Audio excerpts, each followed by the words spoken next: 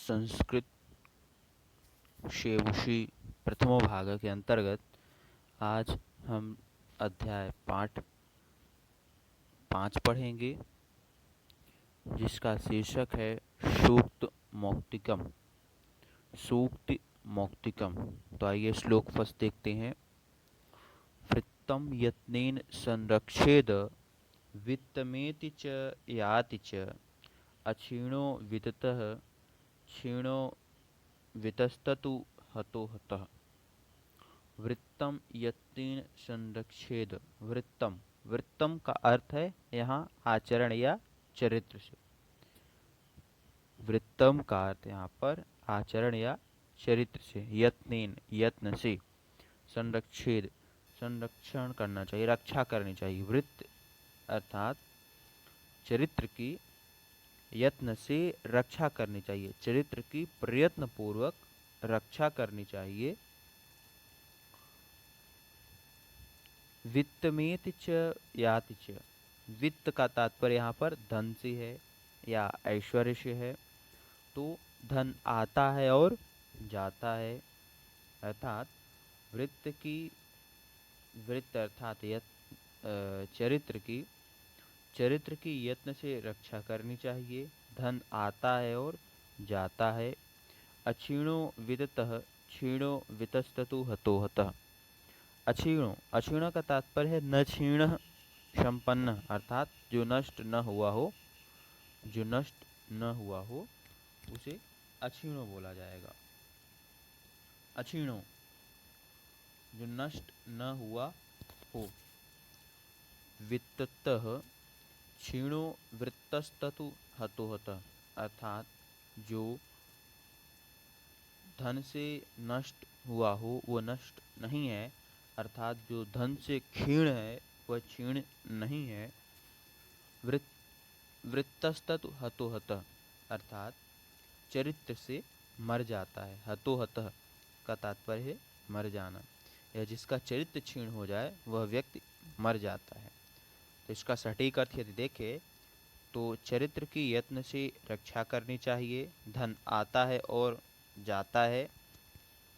धन से क्षीण व्यक्ति क्षीण नहीं होता है, चरित्र से मर जाता है, अर्थात जिसका चरित्र क्षीण हो जाता है वह व्यक्ति मर जाता है। नेक्स्ट श्लोक देखते हैं। श्रूयताम धर्म सर्वस्वम श्रुत्वा चैवार्धार्यताम आत्मनः प्रतिकूलानि परेषां न क्षमाचरेत्। यह विदुर नीति से लिया गया है। श्रूयताम धर्म सर्वस्वम। धर्म सर्वस्वम का तात्पर्य है कर्तव्यसारः, अर्थात धर्म का सब कुछ। कर्तव्य बोध जो व्यक्ति का कर्तव्य होता है, धर्म का सब कुछ। धर्म सर्वस्वम का तात्पर्य धर्म का सार, अर्थात धर्म द्वारा हमें जो भी चीजें सीखने को मिलती हैं। श्रुत्वा सुनकर, चैवावधार्यताम अर्थात उन्हें धारण करना चाहिए। धर्म का सार सुनियो और सुनकर उसे धारण करिए। श्रूयताम धर्मस्वम श्रुत्वा चैवावधार्यताम, अर्थात धर्म का सार सुनिए और सुनकर उसे धारण करिए।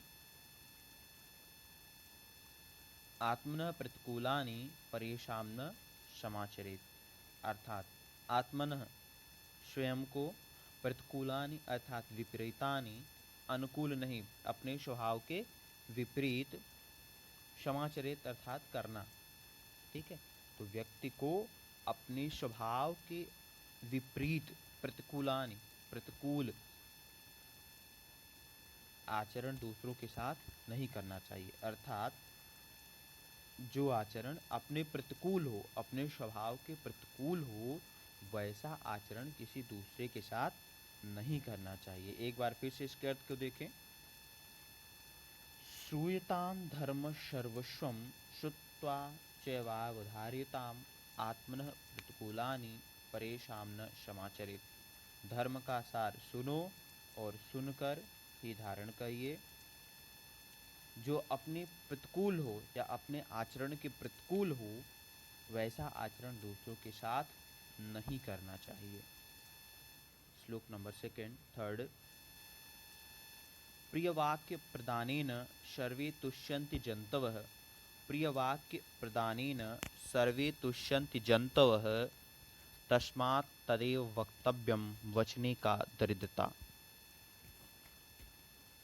प्रियवाक्य प्रदानेन सर्वे तुष्यन्ति जन्तवः। प्रियवाक्य प्रदानेन अर्थात प्रियवाक्य बोलने से, प्रियवाक्य प्रदान करने से सर्वे सभी तुष्यन्ति संतुष्ट अनुभव करते हैं। तुष्यन्ति का तात्पर्य है कि संतुष्ट अनुभव करते हैं, प्रसन्न होते हैं। जंतवः जंतु। तस्मात् तदेव वक्तव्यम बचने का दरिद्रता अर्थात तस्मात् का अर्थ है इसीलिए, इसीलिए तदेव वक्तव्यम, तदैव वक्तव्यम प्रिय बोलना चाहिए, बचने का दरिद्रता बोलने में कैसी गरीबी या कंजूसी। तो इसका सटीक अर्थ देखा जाए तो प्रिय वाक्य प्रदानेन सर्वे तुष्यन्ति जन्तवः। प्रिय वाक्य बोलने से सभी जीव प्रसन्न होते हैं। प्रिय वाक्य प्रदानेन सर्वे तुष्यन्ति जन्तवः। प्रिय वाक्य प्रदान करने से अर्थात बोलने से सभी जीव प्रसन्न होते हैं। इसलिए तस्मात् तदेव वक्तव्यम बचने का दरिद्रता।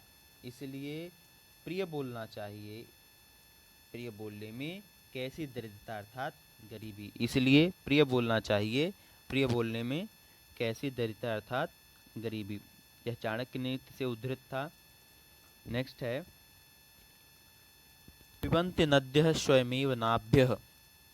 स्वयं न खादन्ति फलानि वृक्षा। नादन्ति सस्यं खलु वारिवाः। परोपकाराय शतां विभूषय। पिबन्ति नद्यः स्वयमेव नाभ्यः। पिबन्ति नद्यः स्वयमेव नाभ्यः। स्वयं न खादन्ति फलानि वृक्षाः। नादन्ति सस्यं खलु वारिवाः। परोपकाराय शतां विभूषय। इसका अन्वय देखा जाए तो नद्यः स्वयं एव अम्भः न पिबति। वृक्षाः स्वयं फलानि न खादन्ति। खलु वारिवाः स्वयं न अदन्ति। परोपकाराय शतां विभूषय। अर्थात पिबन्ति नद्यः, पिबन्ति अर्थात पीना, नद्यः अर्थात नदियों द्वारा या नदी। स्वयमेव नाभ्यः स्वयं नहीं, नदियों द्वारा स्वयं अपना जल नहीं पिया जाता अर्थात नदियाँ खुद अपने जल को नहीं पीती हैं। पिबन्ति नद्यः स्वयमेव नाभ्यः, नदियाँ अपने जल को स्वयं नहीं पीती हैं। स्वयं न खादन्ति फलानि वृक्षा, और वृक्ष अपने फल को स्वयं नहीं खाते हैं। नादन्ति सस्यम खलु वारिवाः। खलु वारिवाः, वारिवाः का तात्पर्य मेघ से है, जल वहन करने वाले बादलों से हैं, जिसे इंग्लिश में क्लाउड्स बोला जाता है।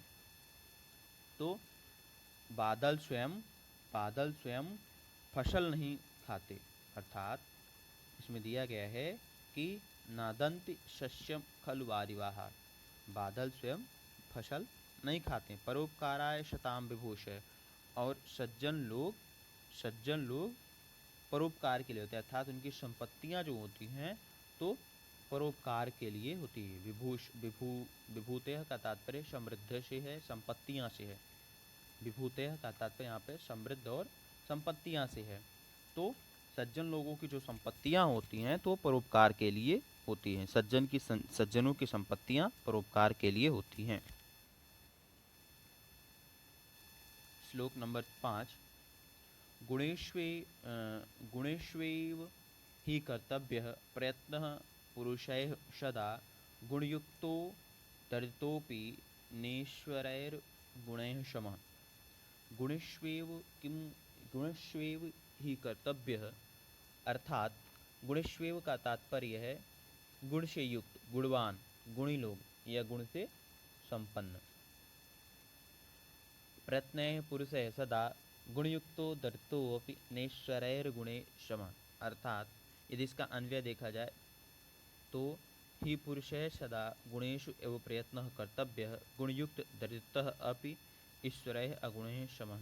अर्थात निश्चय ही गुणेष्वेव ही कर्तव्यः प्रयत्न पुरुषः सदा, अर्थात गुणयुक्त गुण गुणयुक्त गुणेष्वेव ही कर्तव्य प्रयत्न पुरुष है सदा। प्रयत्न पुरुषों को सदा अर्थात गुणी पुरुषों को, जो निश्चय प्रयत्न करने वाले पुरुष होते हैं, निश्चयी मनुष्यों को सदा गुणों को प्राप्त करने के लिए प्रयत्न करना चाहिए। निश्चय ही मनुष्यों को सदा गुणों को प्राप्त करने के लिए या गुणों में ही प्रयत्न करना चाहिए। गुणयुक्तोपि दरिद्रोपि नेश्वरैर गुणैः समः, अर्थात गुणयुक्त दरिद्र भी गुणों से हीन अमीर व्यक्ति के बराबर नहीं होता। गुणयुक्त दरिद्र भी गुणों से हीन अमीर व्यक्ति के बराबर नहीं होता, अर्थात उससे बड़ा होता है। गुणयुक्त दरिद्र भी हो, यदि दो व्यक्ति हो, एक गुणयुक्त दरिद्र हो जिसका स्वभाव बहुत अच्छा हो, और एक अमीर व्यक्ति हो जिसके पास अपूत धन संपत्ति हो लेकिन उसके पास गुण नहीं है, उसका स्वभाव अच्छा नहीं है, तो उस दरिद्र व्यक्ति से वो बेकार है, अर्थात दरिद्र व्यक्ति उससे लाख गुना बेहतर है। तो इसका एक बार अर्थ देखेंगे फिर से।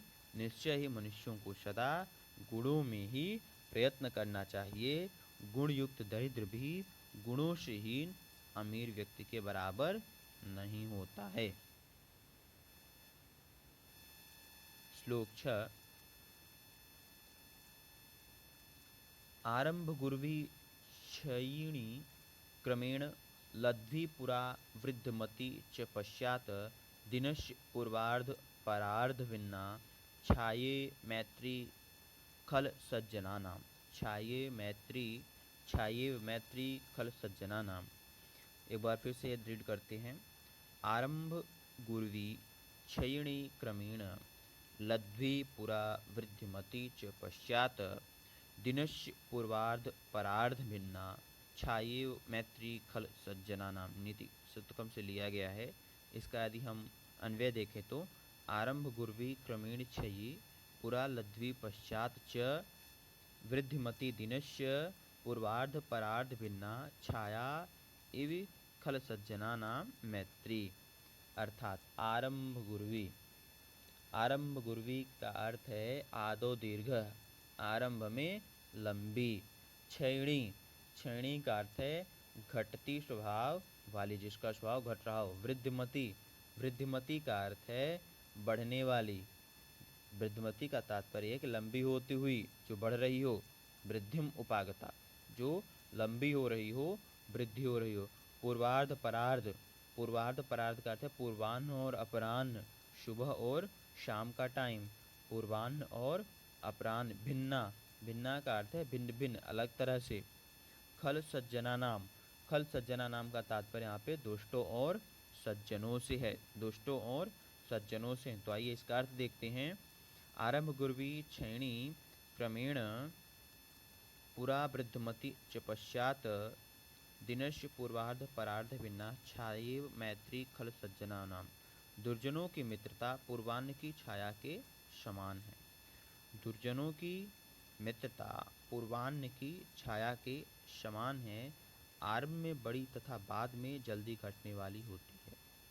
आरंभ में बड़ी तथा बाद में जल्दी घटने वाली होती है, जबकि सज्जनों की मित्रता अपराह्न की छाया के साथ पहले छोटी और बाद में क्रमशः बढ़ने लगती है। आरंभ गुर्वी क्षयणी क्रमेण, अर्थात आरंभ में लंबी होती है। दुर्जनों की मित्रता आरंभ में लंबी होती है, दीर्घ होती है, और पूर्वाह्न की छाया के साथ घटती जाती है। लेकिन सज्जनों की मित्रता अपराह्न की छाया के समान पहले छोटी होती है, अर्थात सुबह की छाया के समान छोटी होती है, और बाद में क्रमशः बढ़ती जाती है। सुबह की छाया का तात्पर्य यहाँ पे जिस प्रकार से सुबह व्यक्ति की परछाई कम होती है, छोटी होती है, और जैसे जैसे दिन निकलता जाता है उसी तरह से व्यक्ति की परछाई बड़ी होती जाती है। सूर्य के सामने खड़े हों तो उसकी जो शैडो होती है तो बड़ी बनती जाती है। इसी से तुलना की गई है। तो कि दुर्जन लोगों की मित्रता पूर्वाह्न की छाया के समान है, आरंभ में बड़ी तथा बाद में जल्दी घटने वाली होती है, जबकि सज्जनों की मित्रता अपराह्न की छाया के समान है, पहले छोटी और बाद में क्रमशः बढ़ने वाली होती है। श्लोक नंबर 7। यत्रापि कुत्रापि गता भवेयु हर्षा महीमंडल मंडनाय हनिस्तु तेषां हि सरोवराणां येषां मरालयशः विप्रयोगः, येषां मरालयशः विप्रयोगः। यदि इसका अन्वय देखा जाए तो महीमंडल मंडनाय यत्रापि कुत्र अपि हंसा गता भवेयुः हि तेषां सरोवराणां तो हानि येषां मरालयश विप्रयोगः। यदि इसके कुछ शब्दों के अर्थ देखे जाए तो महीमंडल मंडनाय, महीमंडल मंडनाय अर्थात पृथ्वी मंडल, अर्थात पृथ्वी मंडल अलंकरणाय अर्थात पृथ्वी को सुशोभित करने के लिए, महीमंडल मंडनाय अर्थात पृथ्वी को सुशोभित करने के लिए, मरालय, मरालय हंसों से, विप्रयोगः अलग होना, विप्रयोगः अलग होना, विप्रयोग का तात्पर्य है, विप्रयोग का तात्पर्य अलग होना अर्थात सेपरेशन, मरालय हंसों से विश्वांश एंड और महीमंडल मंडनाय का तात्पर्य पृथ्वी मंडल अलंकरण से तात्पर्य है अर्थात पृथ्वी को सुशोभित करने के लिए है। तो यत्रापि कुत्रापि गता भवेयुर्वर्षा महीमंडल मंडनाय, यत्रापि कुत्रापि, इधर उधर कहाँ जाए, इधर भी उधर भी, इधर भी उधर भी कहाँ जाए, गता भवेयुर्वर्षा महीमंडल मंडनाय पृथ्वी को सुशोभित करने के लिए हंस जहाँ कहीं भी जाए, पृथ्वी को हंसा, भवेयु हंसा, ठीक है। तो यत्रापि कुत्रापि इधर उधर था जहाँ कहीं भी, भवेयु हंसा हंस जाए, गता भवेयु हंसा हंस जाए, महीमंडल मंडनाय पृथ्वी को सुशोभित करने के लिए, पृथ्वी को सुशोभित करने के लिए हंस जहाँ कहीं भी जाए, हानिस्तु तेषां हि सरोवराणां येषां मरालयशः विप्रयोग अर्थात निश्चय ही उन सरोवरों की ही हानि है जिनका हंसों से अलग होना हो, अर्थात जो हंस अपने हंसों से अर्थात जो सरोवरों की ही हानि है, अर्थात जो जिन उन सरोवरों की हानि ही है जिनसे हंस अलग हो जाते हैं, अर्थात जिसमें हंस नहीं जाते हैं, अर्थात उनकी ही शोभा सुशोभित नहीं होती है, क्योंकि उन सरोवर अर्थात तालाबों में हंस बैठे हुए अत्यंत सुशोभित होते हैं। उस तालाब की, उस झील की या उस जहाँ सरोवर होता है उसकी जो सुंदरता है बढ़ जाती है, प्राकृतिक सुंदरता में निखार आ जाता है जब उसमें हंस बैठे हुए हों, कई सारे हंस बैठे हुए हों, देखते ही बिल्कुल मन प्रसन्न हो जाता है। तो उन सरोवरों की हानि है जिनसे हंस अलग हों, अर्थात इसका पूरा अर्थ ये देखें तो पृथ्वी को सुशोभित करने के लिए हंस जहाँ कहीं भी जाए निश्चय ही उन सरोवरों की ही हानि है जो हंसों से अलग होते हैं, अर्थात जिनका हंसों से अलग होना हो। नेक्स्ट है गुणा गुणज्ञेषु गुणा भवन्ति ते निर्गुणं प्राप्य दोषा भवन्ति, गुणा गुणज्ञेषु गुणा भवन्ति ते निर्गुणं प्राप्य भवन्ति दोषा, अश्वाद्यतोया प्रवहन्ति नद्यः समुद्रमाशाद्य भवन्त अपेया। गुणा गुणज्ञेषु गुणा भवन्ति ते निर्गुणं प्राप्य दोषा भवन्ति, अश्वाद्यतोया प्रवहन्ति नद्यः समुद्रमाशाद्य भवन्त अपेया। गुणज्ञेषु का तात्पर्य है गुणों को जानने वाले, अश्वाद्यतोया अर्थ है स्वादयुक्त जल, स्वादयुक्त जल वाली, असाध्य का तात्पर्य है पाकर, अपेया का अर्थ है न पीने योग्य। तो इसका अन्वय देखेंगे, गुणज्ञेषु गुणा भवन्ति ते निर्गुणः प्राप्य दोषा भवन्ति, अश्वाद्यतोया नद्यः प्रवहन्ति समुद्रम असाध्य अपेया भवन्ति, अर्थात गुणों को जानने वाले में ही गुण होते हैं। गुणा गुणज्ञेषु गुणा भवन्ति अर्थात जो व्यक्ति गुण को जानने वाला होता है उसमें ही गुण होते हैं, जो व्यक्ति गुणों को जानने वाला होता है उसमें ही गुण होते हैं, और गुण रहित व्यक्ति गुण पाकर भी दोष हो जाते हैं। गुण रहित व्यक्ति, जो व्यक्ति गुण से रहित होता है वह गुण पाकर भी उसके लिए गुण दोष हो जाता है, जिसके पास गुण भी हो तो उसके लिए दोष हो जाता है। जिस तरह से स्वादिष्ट जल वाली नदियाँ बहती हैं लेकिन समुद्र को पाकर नदियाँ न पीने योग्य हो जाती हैं। स्वादिष्ट जल वाली जो नदियाँ होती हैं जो हमेशा सदा नीरा होती हैं, जिनमें शुद्ध जल बिल्कुल पीने योग्य जल बहता रहता है, जब वह नदियाँ समुद्र में मिलती हैं तो समुद्र के पानी के खारा होने के कारण उनका भी पानी खारा हो जाता है, अर्थात न पीने योग्य हो जाता है। एक बार इसका अर्थ फिर से देखते हैं। गुणों को जानने वालों में गुण गुण होते हैं, गुण रहित को पाकर वे गुण दोष हो जाते हैं। स्वादिष्ट जल वाली नदियाँ बहती हैं, लेकिन वो भी समुद्र में मिलकर न पीने योग्य हो जाती हैं। यहाँ पे तुलना की गई है समुद्र से, अर्थात यदि इसका अर्थ ऐसे भी समझें कि हमें अच्छे लोगों की संगति करनी चाहिए। अर्थात देखिए यहाँ पर संगति जैसी हुई, शुद्ध जल वाली नदी है, पीने वाली है, और समुद्र के साथ मिली तो वही अपेय होगी। इसी तरह से संगति अच्छी है तो आप अच्छे कार्य करेंगे, यदि संगत खराब है तो आप भी उसी के साथ मिलकर वैसे ही बन जाएंगे। इसलिए हमेशा अपने कार्य पर ध्यान देना चाहिए।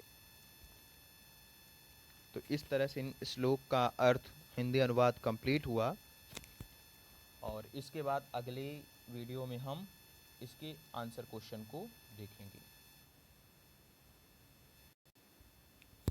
यदि आप सबको वीडियो अच्छा लगा हो, इससे आप सबका थोड़ा भी भला हुआ हो, तो वीडियो को लाइक और सब्सक्राइब जरूर करें।